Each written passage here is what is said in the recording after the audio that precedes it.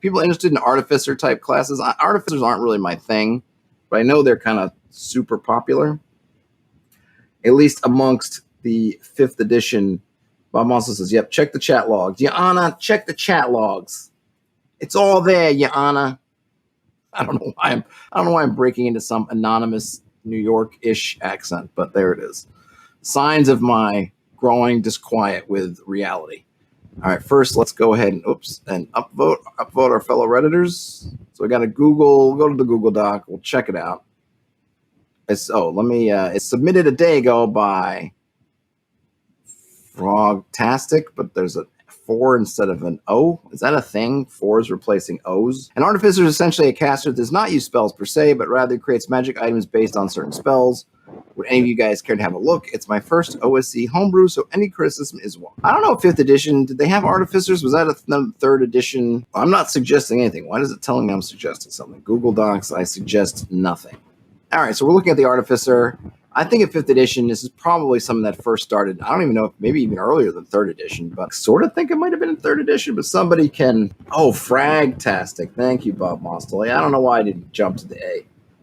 Elpate says they are in 5e. Yeah, I know that. I was wondering if it was in something earlier than 5th edition. If it was in the whole glut of the 3.x days or Pathfinder. In fact, well, it came earlier. So my first recollections of what we're seeing it in one of those Unearthed Arcana articles. They first threw in beta level, right, and unfinished, play at your own risk, blah, blah, blah. But then I think they brought it. Okay, and Terrence says, and in 3E and 3.5. Okay, so it was an Eberron thing. Oh, the noise is back. I haven't done anything. So back to the Artificer. So I believe we have determined unscientifically that this is from Eberron from 3rd edition and made its way into 5th edition, and now someone is backporting it in a sense to OSR via OSE. See, if you haven't gotten lost yet, you're still with me, then you are probably mad as well. Prime requisite, intelligence of 9. Requirement, intelligence of 9. Prime requisites, intelligence and dexterity. Weapons, one-handed weapons. Armor, proficient with leather. Everything else as magic user. So we got a bunch of bullet points in here. Okay, you need artificials tools to create and maintain. Artificers can create inventions based on the effects of a chosen spell. Inventions have unlimited uses, although some may require ammo or fuel. Only an artificer may attempt to use inventions. They should be treated as magic items. An artificer can possess only one invention with a certain spell effect. Reversed versions are treated as separate spells for this purpose. Creating a new invention takes at least 1d3 plus invention level weeks. Requires tools, components, and a workshop. Hiring specialists of an appropriate profession can decrease the required time. The referee should adjust these requirements at their discretion. Okay, so that's a big mouthful of a bullet point. Let's see. So I guess so the first things we can say, right? So they need 30 gold pieces and tools, but then they're going to need weeks and tools and components and a workshop to create inventions. So I don't know at first level what an artificer is going to do other than are they going to start with an invention? Because it seems like creating inventions is going to take some doing on their part. And that's a lot of stuff to ask, right? So 200 gold pieces alone, forget multiplying by invention level, it's going to put it out of the scope of your starting PC if all they do is keep their money. Because usually I see something like, hey, roll 3d6 times 10, something like that to get your starting gold. And so if you roll max, you'd have 180 gold.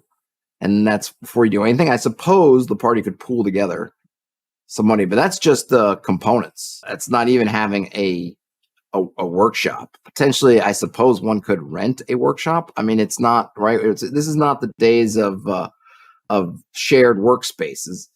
So I'm not sure how that would come up. So this seems like something you're not going to be able to do until at least after your first adventure. I feel like you're going to have to at least go on some adventure with some minimal amount of equipment or whatever you have. And then you finish that, and during downtime, you can start creating inventions. Though it might be further than that, because depending on how much it costs to get a workshop, and that's before and sure, you can shorten the time with specialists, but you may not have the money to get specialists. So I suppose once you get once you get to second level and you've got, your share is a couple of thousand gold pieces or whatever it is, then you'll be in a pretty good spot for that. Okay, when trying to use an invention, the player makes a percentile roll and consults the column corresponding to the invention's level in the table below. If they roll at or below the required value, the invention works as intended. If the result is above 90, it malfunctions and cannot be used again until repaired. If the result is above 95, the invention is destroyed beyond repair. I probably wouldn't use percentile dice. I think I would try to make it work. There's always the cleric turntable is the perfect thing, 2d6. It has a level versus level of caster sort of thing, so it would work kind of perfect for this, and it's a system more or less people are going to be familiar with than jumping to percentile dice. Just saying. That's out there. That's something I would probably look at closely. When an invention malfunctions, its effect is directed against the user's party. Details up to the referee. When it is destroyed, it explodes, dealing 2d4 damage to the Artificer and anyone in a 10-foot radius. Save versus breath for half damage. All right, so we don't know. Okay, so the worst effect obviously is exploding, which is going to damage the Artificer and probably kill them if they're at first or second level. Well, 2d4 damage. They've got a chance. They've got a shot. All right, Artificer can disarm non-magical traps using his tools with a 1 in 6 chance. A roll of 6 activates the trap and destroys the tool set. This chance is increased by 1 on levels 4, 7, 10, and 13. So it starts at 1 at 6, and 4 it's 2 at 6, then 3 at 6 level 7.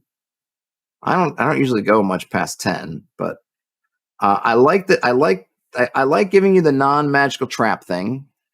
It's stepping on the thief a touch, but the thief, I think, can do magical traps too. I think. Someone remind me. I always forget. Some thieves, depending on which edition, whatever, could do magic traps. Some can't. But I would want to make sure that it's a step below the effectiveness of whatever the thief has.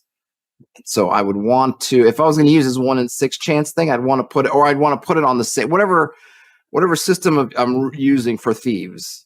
Whether it's percentile, whatever, I'd want to put this in the same context. So they're making the same kind of roll, and I want to make sure that you're kind of one step behind the thief.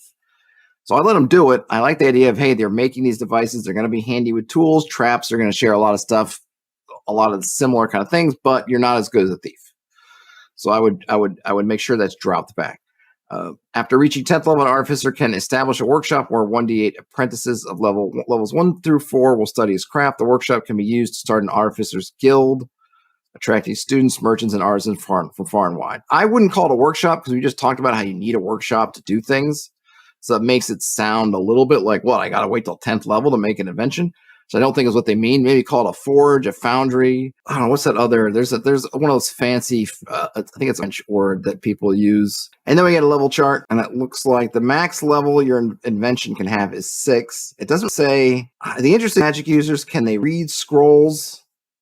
How are they getting the spells? I think there needs to be something. Okay, so here's what I think I would want to do. This D100 table to me is just way too complicated.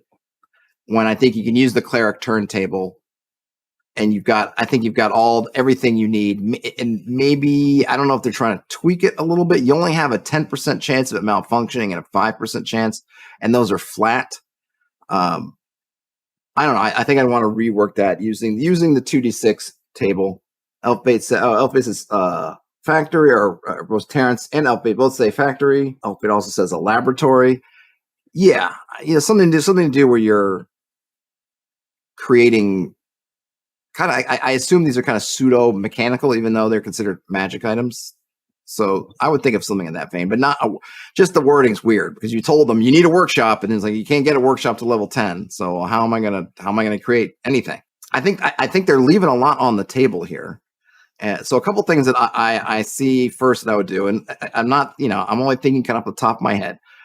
I think I would start them out with spells like a wizard has, and these are the spells that they can then turn into inventions. I just don't think that they're loose and all you can do anything you want, but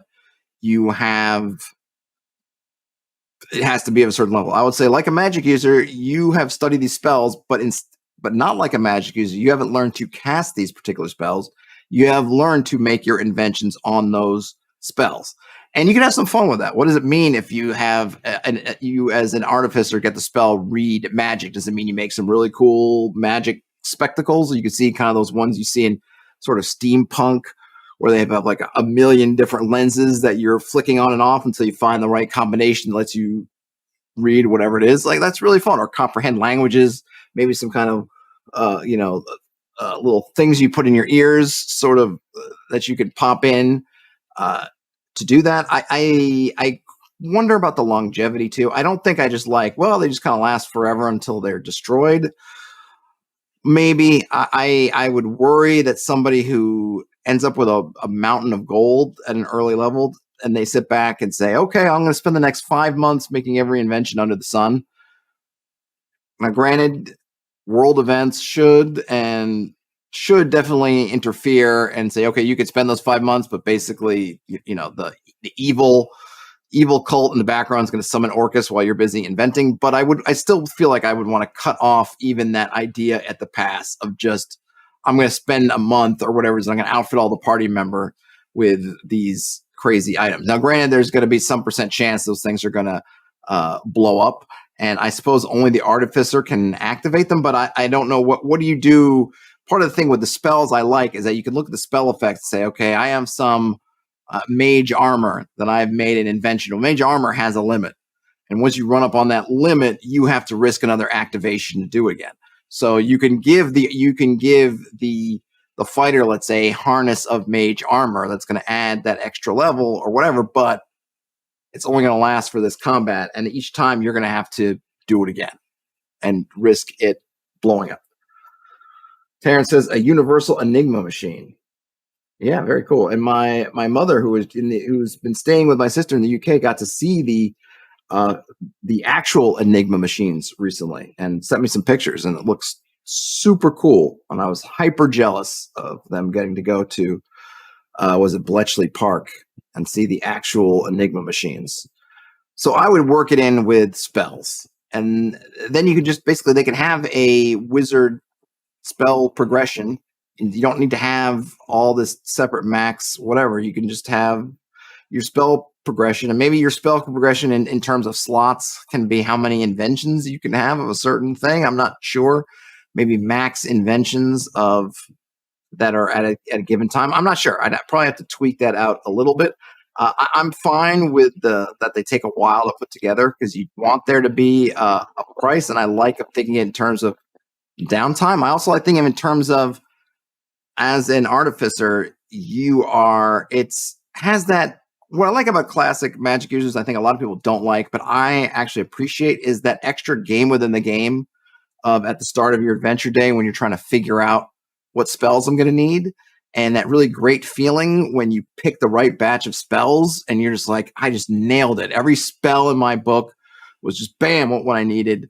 I was on it. And then those times where you're like, oh, why did I take that extra, magic missile or something when we needed detect magic for something? And that's a fun game. And I feel like Artificers could even play a longer game, since it's going to take downtime to create inventions. You're kind of thinking in advance, what kind of things do we need? It's kind of neat because your Artificer, in a way, could be your niche filler, right? Well, we don't have a true cleric. So is there a way? Could Artificers use cleric spells? Could that be something they could do? Or would you protect the cleric in that way, right? You could have some interesting ideas of, well, what can they learn? What can they use? Could they make a one-use item out of say they can't make permanent inventions from cleric levels, but maybe they can do some kind of like jerry-rigging thing, kind of like a MacGyver type thing where you can do it, but it's unstable kind of thing that maybe goes outside the magic user field. I feel like there's a lot of stuff here that if this person digs into things, Elfbait says a think tank for the Artificer stronghold. A little bit too maybe too modern. But yeah, something of that nature would be cool. A symposium of Artificers. People use colleges and things for bards. A guild maybe doesn't really cover it, though it kind of is what it is. A freehold, or I don't know, like a Freemasonry. What do they call a lodge? A lodge of Artificers. There's definitely ideas here. So I feel like they could be. They will probably never see this video, but there's an interesting thing here, but I'd want to. I feel like they need to take another couple passes through there. But again, I'm talking from my point of view. they may not want things that I would want. Okay, so let's just see. We don't have very many comments here, but we'll check out a couple that there are. Let me go ahead and upvote the comments. This is the comment posted by Throwaway412435. Says, interesting ideas. I think you need to work on the malfunction thing. Beneficial spells cast at the party cannot malfunction this way, and you need to balance both in combat, out of combat, and at home malfunction so that none are desirable. At home malfunction and destruction outcomes have basically no effect as long as you have a helpful cleric at hand. The higher levels look overpowered. No destruction means that a high-level artificer can create infinite magic items, and 99% success means almost infinite uses of 6th-level spells. I think the changes in success, malfunction, destruction percentages should remain flat. I thought they were flat, but I might have passed over that. Yeah, I would definitely not be in favor of stuff getting to 99% effectiveness. The main progress being in max intervention level. You could, however, give a bonus for inventions that are lower level than max. So a highest level invention would always have the same success, malfunction, destruction stats, but the lower level ones become more reliable. It could be something where you use a save or similar kind of class type roll. But yeah, I must have missed the curve on those success, malfunction, destruction, because I thought they were flat, but I must have missed it. Just was skimming too quickly. So that's definitely good comments by Mr. Throwaway. Okay. Oh, so this is okay. So he already changed it. Maybe that's why I didn't see it. So it looks like he already changed it. Let's see. Nothing says. Agreed. Mages picking spells is a feature, not a bug. It also works for bad guys. Attacking wizard on a day he wasn't expected combat is a huge advantage. It is indeed. And I think artificers could play into that a bit. And I like the idea of if you find spell scrolls, an artificer could absolutely think about, how can I turn that into an invention, right? And do it that way. I don't like just giving them infinite any spell of their choice. And it gives them a reason to be out there adventuring. Why might an artificer be out there in the world? They're out there because they're looking for things that they can turn into inventions. I still don't, maybe it's just me. I don't like the idea of letting them just do a bunch of permanent stuff, though. Depending on how the activations work, if every activation has a pretty good chance it's going to blow up or malfunction, then that might make that more palatable to me. But good stuff from Fragtastic, not Frogtastic, as I was chastened appropriately for